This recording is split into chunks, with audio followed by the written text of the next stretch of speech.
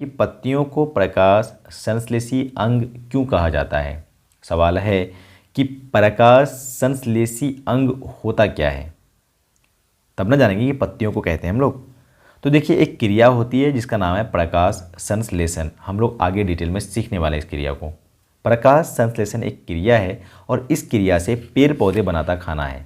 पेड़ पौधा क्या बनाता है? खाना। अब ध्यान से सुनना, ये है कोई पेड़ पौधा, ठीक है, पेड़ है। अब पेड़ क्या बनाएगा? खाना।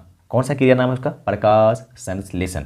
और प्रकाश संश्लेषण से जो पेड़ खाना बनाता है वो खाना किस रूप में बनाता है? उस रूप का नाम है सर ग्लूकोज।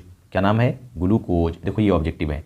और ग्लूकोज का फॉर्मूला कई बार पूछता है, C6H12O6। एक बार तो इन्होंने क्वेश्चन पूछ दिया कि ग्लूकोज में कार्बन की संख्या बताइए, तो कार्बन की संख्या कितनी है? 6। तो देखो ये सारे ऑब्जेक्टिव्स आपके साथ में कवर होते चले जाएंगे। तो आप ना कलम कॉपी लेके बैठना भाई, अगर ढंग से पढ़ना चाहते हो आप तो, ठीक है। चलो स्टार्ट करते हैं। समझना सवाल है कि प्रकाश संश्लेषण की क्रिया समझ में आ गया। मतलब क्रिया तो अभी ऑब्वियसली मैं आपको समझाया नहीं हूँ, मैंने आपको बताया कि प्रकाश संश्लेषण एक क्रिया है, उस क्रिया से बनता खाना है। और बनाता कौन है? पेड़ पौधा। और पेड़ पौधा ये जो खाना बनाता है ना, ये कंप्लीट का जो प्रोसेस होता है पेड़ पौधे खाना बनाने का, वो होता है पत्ती में। कहाँ होता है? पत्ती में। क्योंकि पत्ती में जो कोशिका है एक, जिसका नाम है पैरेन्काइमा कोशिका, पैरेन्काइमा सेल, अभी नाम मत जानो आप, इसमें ना क्लोरोफिल पाया जाता है।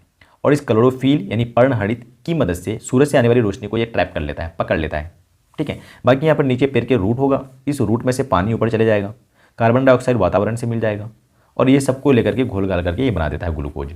तो बनाया कौन? पत्ती। और पत्ती है क्या? एक अंग है। क्या है? अंग, ठीक है। और ये हमने देखा था ना, क्या है ये? सेल, जिसको हमने पैरेन्काइमा सेल देखा। ये पैरेन्काइमा सेल, थोड़ा जूम करके देख रहा हूँ मैं। पैरेन्काइमा सेल के अंदर एक पाया जाएगा स्ट्रक्चर जिसका नाम है क्लोरोप्लास्ट, हरित लवक। और सेल के अंदर जो भी स्ट्रक्चर पाया जाता है ना, उसको हम लोग अंगक कहते हैं, अंगक कहते हैं। तो एग्जाम में प्रकाश संश्लेषी अंग अगर पूछेगा तो आंसर पत्ती है। क्या है? पत्ती। और प्रकाश संश्लेषी अंगक अगर पूछेगा तो आंसर हरित लवक, क्लोरोप्लास्ट चले जाएगा। आप इस बात को ध्यान रखना। और क्लोरोप्लास्ट में ही एक रंग पाया जाता है जिसका नाम है क्लोरोफिल। देखो कितनी सारी बातें हो रही है। क्लोरोफिल, जिसको हिंदी में पर्णहरित हमने कहा। तो क्लोरोप्लास्ट में पाया जाएगा क्लोरोफिल, और ये एक रंग है। रंग को बायोलॉजी वाला सब ना वर्णक बोलता है, पिगमेंट इंग्लिश में बोलते हैं। तो प्रकाश संश्लेषी वर्णक अगर पूछेगा तो आंसर क्लोरोफिल जाएगा। प्रकाश संश्लेषी अंगक अगर पूछेगा तो आंसर क्लोरोप्लास्ट जाएगा। और प्रकाश संश्लेषी अंग अगर पूछ लिया तो आंसर पत्ती जाएगा। रहेगा सारा ध्यान आपको रखना पड़ेगा, आप लिख लो इसे बढ़िया से, है ना। हालांकि आगे मैं बताऊंगा आपको। तो वही बात कहा कि पत्तियों को प्रकाश संश्लेषी अंग क्यों कहते हैं। तो भाई यही तो सारी क्रियाएं हो रही है ना, तो इसी को तो कहेंगे प्रकाश संश्लेषी अंग। और किसको कहेंगे? बताओ बताओ, आपके हाथ की उंगली को कहेंगे क्या? यहाँ प्रकाश संश्लेषण की क्रिया अगर हो रही होती तो कह देते, पर होती नहीं है ना। तो देखो ध्यान से, लिखा हुआ प्रकाश संश्लेषण की क्रिया क्लोरोप्लास्ट नामक अंगक में होती है। देखो ये क्लोरोप्लास्ट नामक अंगक इसके अंदर, देखा देखा, इसको मैं क्लोरोप्लास्ट कहा था, जिसमें क्लोरोफिल पाया गया था, ठीक है।